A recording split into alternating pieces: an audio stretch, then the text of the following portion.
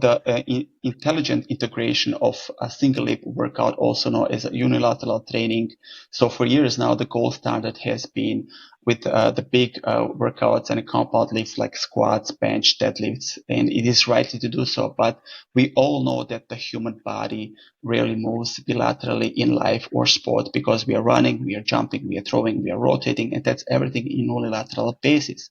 So if your training doesn't account for that unique stability with the asymmetry assessment and neurological demands of a single limb movement, I think you're leaving a significant amount of force production, also the injury resilience and athletic potential on the table.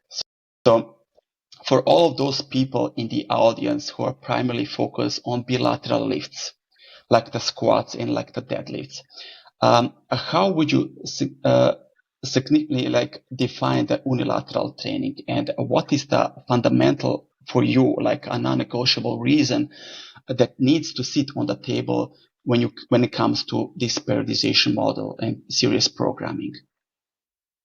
So when it comes to unilateral training, it is basically being able to load a single limb at a time, as opposed to, like I said, bilateral lifts. It could be a single arm or a single leg.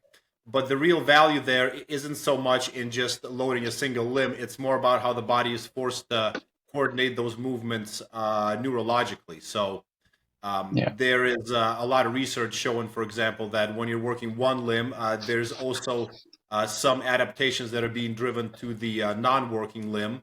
And plus, if you look at just the basics of human locomotion, a lot of movement involves single arm, single leg. Like, for example, when you walk, it goes one arm forward, opposite leg back. But in your experience, how critical is dedicated unilateral work in identifying and correcting asymmetries and those muscular imbalances? And as such, for example, this mitigating to non-contact injury risk, how would you apply it also to transfer it eventually to the sport?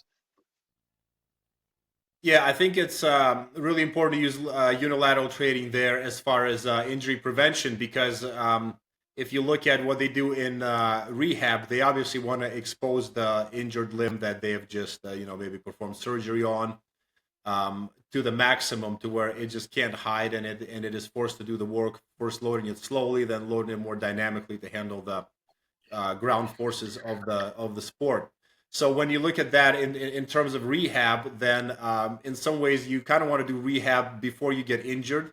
Maybe Yeah. obviously in a slightly different setting of intensity and programming, but generally, like, there's a scale between rehab and performance. And late stages rehab is already kind of performance training.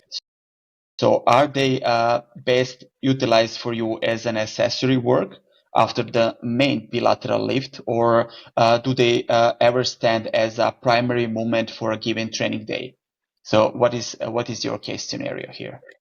I think it will depend a lot on an athlete. So if I have somebody who is a veteran who has a very nice strength base already, I would Hmm. probably limit just the bilateral lifts, because I wouldn't want to necessarily actually load them too much with a barbell Yeah. and things like that. I would prefer just a different means of loading in some unilateral work. And for veterans, it would probably be more important to address these types of imbalances